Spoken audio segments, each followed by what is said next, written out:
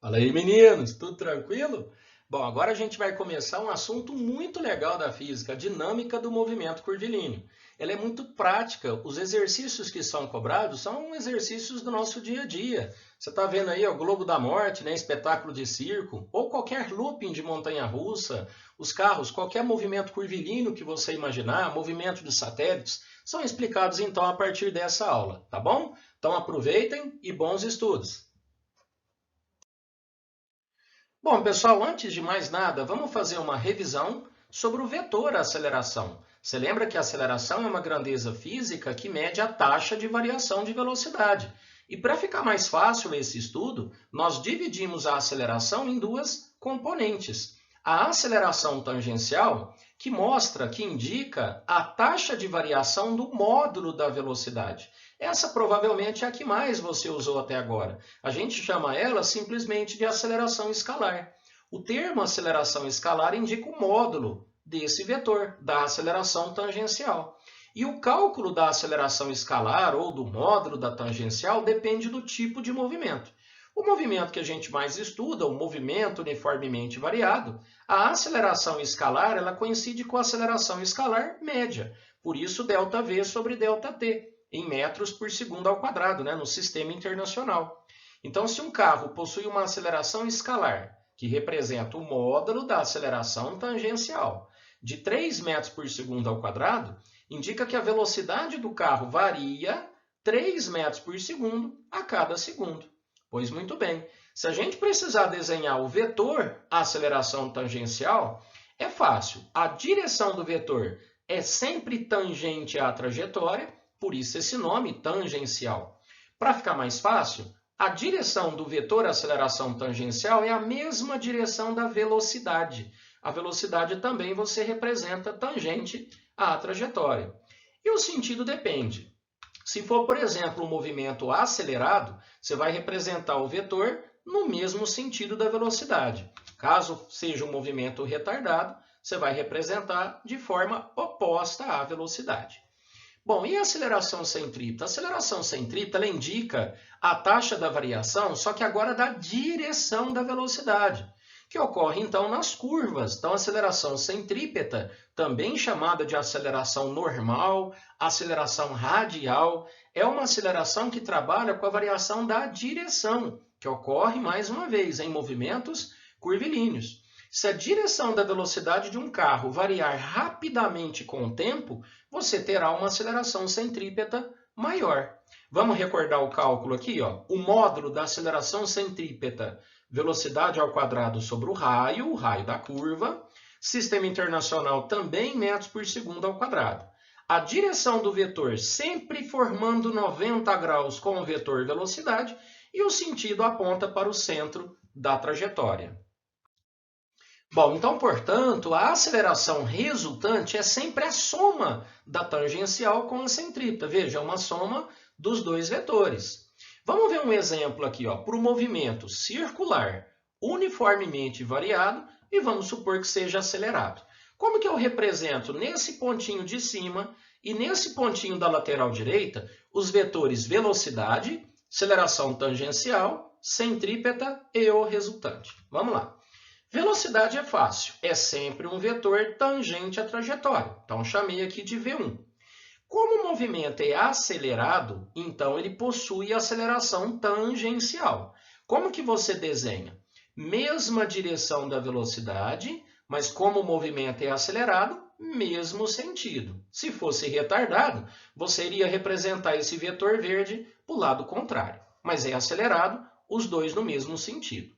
Bom, como o movimento é circular, a direção desse vetor é variável. Então, significa que tem aceleração centrípeta, sempre apontando para o centro da curva, perpendicular ao vetor velocidade. E o vetor aceleração resultante é a soma vetorial desses dois. Cuidado, não é soma numérica, soma vetorial. Então, faz aqui o desenho. Ó. Aqui eu estou usando o paralelogramo e nós temos aqui o vetor aceleração resultante. Tranquilo, né? Como que a gente calcula o módulo? Quanto que esse vetor vale? Como esse ângulo aqui forma 90 graus entre a tangencial e a centrípeta, deve ser feito aqui o teorema de Pitágoras. Tranquilo? Vamos representar os mesmos vetores nessa lateral direita aqui, ó. Olha o vetor V2. Como o movimento é acelerado, eu representei um vetor maior, indiquei que a velocidade V2 cresceu. A aceleração tangencial continua aqui, paralela, né, à velocidade, mesma direção da velocidade, o mesmo sentido.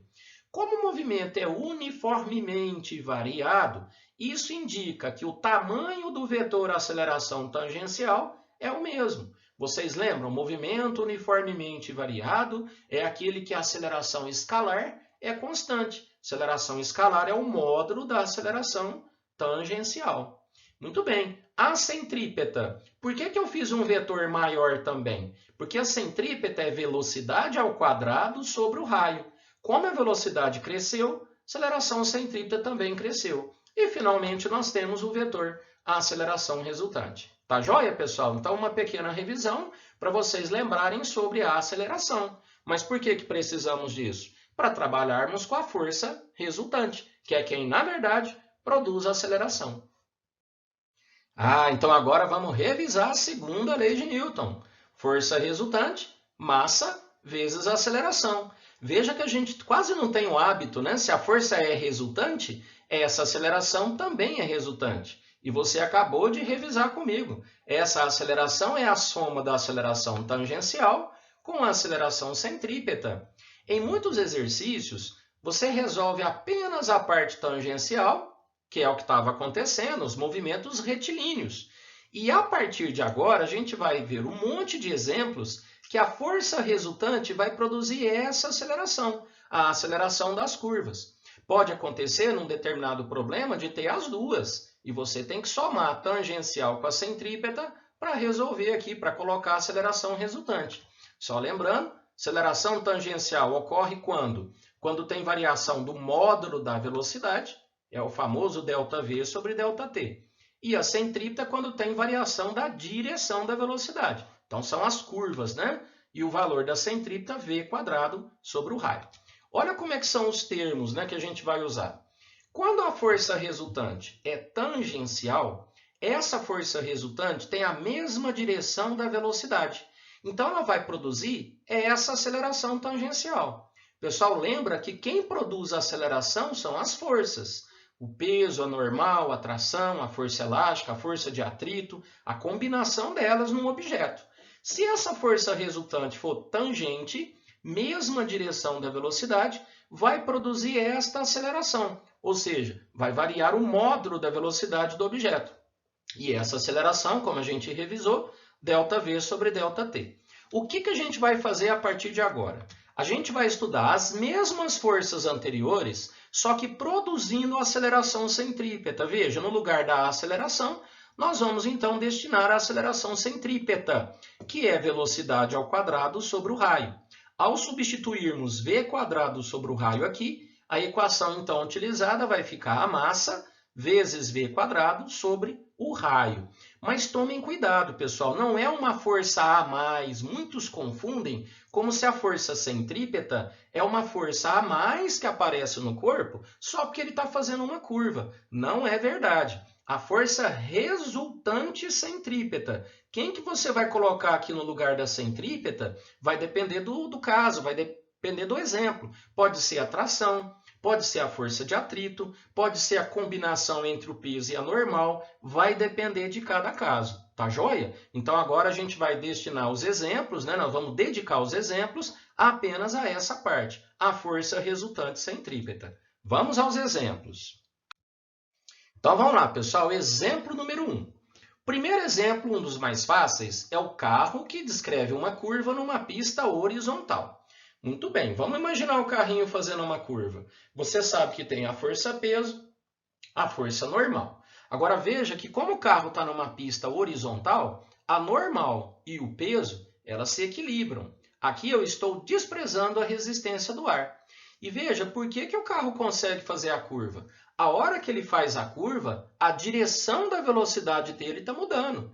Então, a atuação do atrito é diferente. Olha que interessante, a hora que o carro vira, os pneus do automóvel começam a empurrar o chão para fora da pista. Imagina você lá fazendo a curva, a sua tendência não é continuar em linha reta pela lei da inércia, o atrito que não está deixando. Então, a hora que o carro faz a curva, imagina, os pneus do automóvel começam a empurrar o chão na lateral, para fora. Ação e reação, o chão empurra os pneus para dentro. Ou seja, surgiu uma força de atrito contrária à tendência de escorregamento relativo apontada para o centro da curva. Aí eu te pergunto, para que essa força serve? Qual é a finalidade da ação dessa força de atrito? É alterar o módulo da velocidade ou alterar a direção da velocidade? Então, essa força é responsável pela alteração da direção da velocidade. Por isso, a força de atrito nesse exemplo é uma força resultante centrípeta. Tranquilo? A hora que você faz o cálculo, força resultante é massa vezes aceleração. Só que agora a aceleração é centrípeta. Você vai substituir por v quadrado sobre o raio. Entenderam, pessoal? Quando a gente desenvolve a equação, vai ficar assim, ó. Atrito é μ vezes a normal. Aqui, pessoal, é um atrito estático, porque os pneus não estão escorregando. Então, se você usar coeficiente de atrito estático aqui, você vai calcular o maior valor do atrito e, portanto, a máxima velocidade que o carro pode ter para ele não escorregar. Então, veja, μ vezes a normal é igual a mv quadrado sobre o raio. Nesse exemplo mais simples, a normal é igual ao peso, mg. Você corta a massa e pronto, achei a velocidade. É claro que você não precisa decorar essas equações. Você tem que aprender a identificar as forças e, caso seja um movimento curvilíneo, você tem que começar a compreender que força que é responsável para o corpo mudar a sua direção, que nesse caso só pode ser a força de atrito. Se não tivesse atrito aqui, o carro prosseguiria em linha reta. Tranquilo, pessoal? Vamos ver o segundo exemplo. Esse também é bem fácil, uma mesa plana, lisa, sem atrito e horizontal. Vocês estão vendo aqui uma vista superior de uma bolinha girando, presa a um fio, e esse fio está amarrado no prego.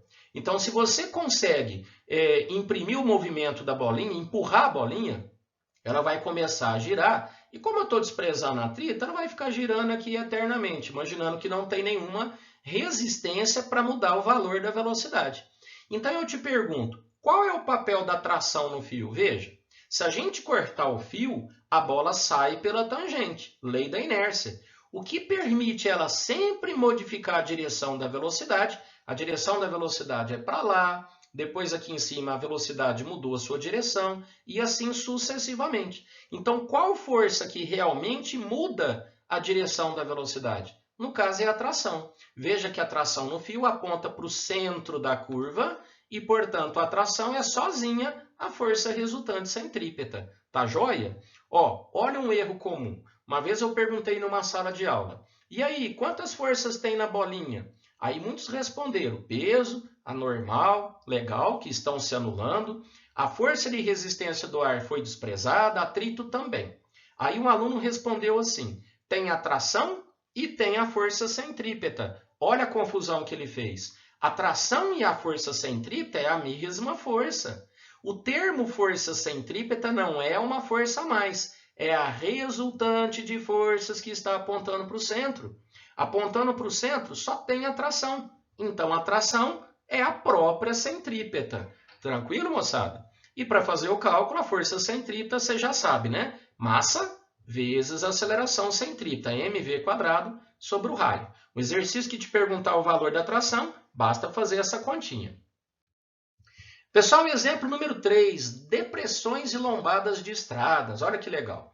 Quando o carrinho passa na posição mais alta e quando passa na posição mais baixa.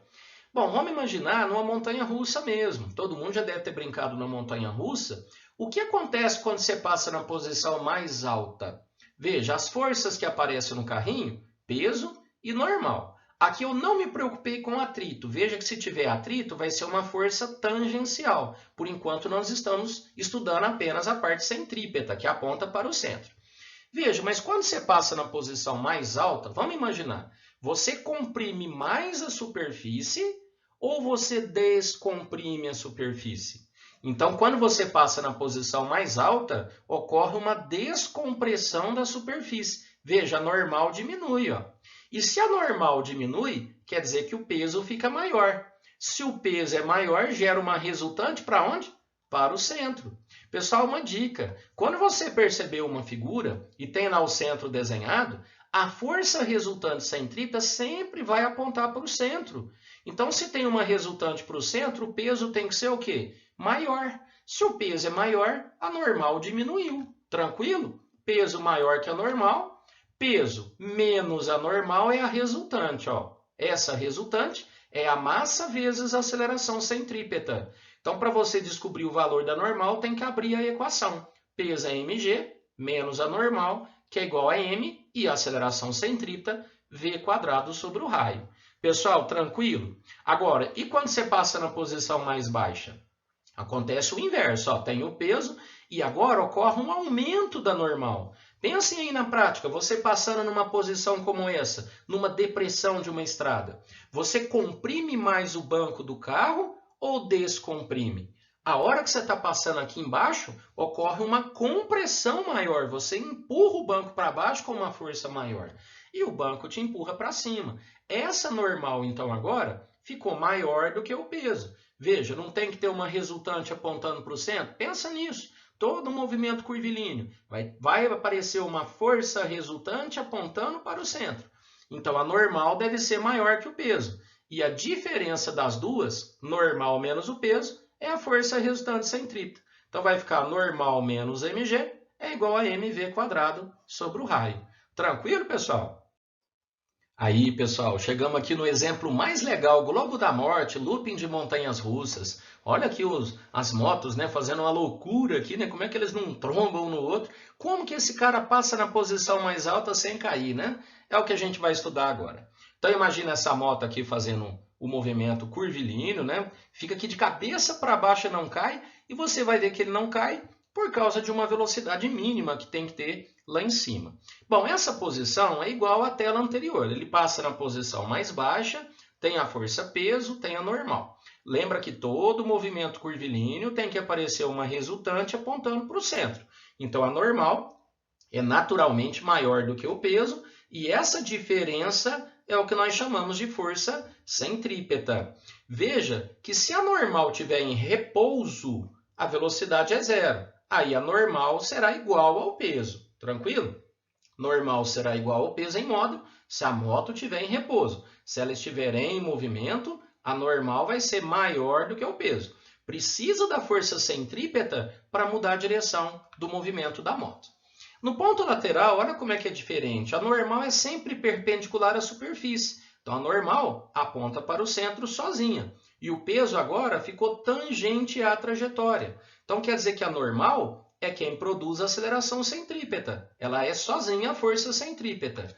E o peso, tangente à trajetória, é quem produz aquela aceleração tangencial. Então, o peso é a força resultante tangencial. Se eu peço a vocês a força resultante total nesse momento, né, desprezando o atrito, vai ser uma força resultante que seria a soma vetorial da normal e do peso. Mas agora o ponto mais alto, que é o ponto mais cobrado, é o ponto mais divertido. No ponto mais alto, você tem a força-peso e a normal perpendicular à superfície nessa posição aponta para baixo.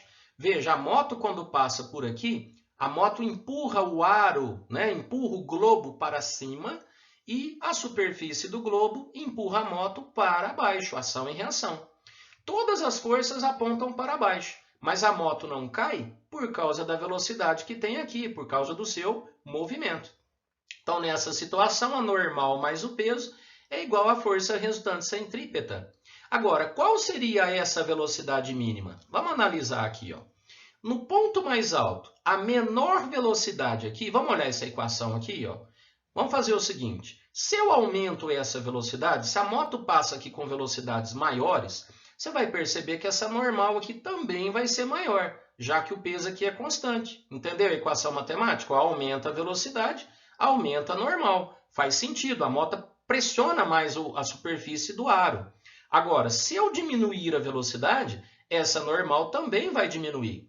Então, existe uma velocidade mínima possível, que essa normal praticamente tende a zero. Olha lá, nós vamos considerar que na posição mais alta, a moto passa lá em cima, pode encostar na superfície, mas não está executando nenhuma força de compressão. Já aconteceu isso na montanha-russa? Quando você passa na posição mais alta, parece que você vai cair, você desprega da superfície, mas você não cai, você continua o seu movimento porque você tem uma certa velocidade. Bom, se você considerar que a normal é zero, sobra o peso, né? Se você tirar a normal daqui, vai sobrar o peso. Então, o peso sozinho é a força resultante centrípeta. Peso mg é igual a mv quadrado sobre o raio. Veja que a massa a gente pode cortar, ó. Corta a massa, não depende dela, e você chega num resultado que de tanto fazer exercício você vai acabar gravando. A velocidade mínima, que ocorre lá na posição mais alta, para executar o movimento do looping, raiz quadrada de RG. É relativamente uma equação simples, né? Mas não precisa decorar, basta aprender como que você desenvolve. Peso é igual a força centrípeta. Pessoal, tranquilo? Vamos parar por aqui. Na próxima aula eu continuo com mais exemplos. Bons estudos para vocês!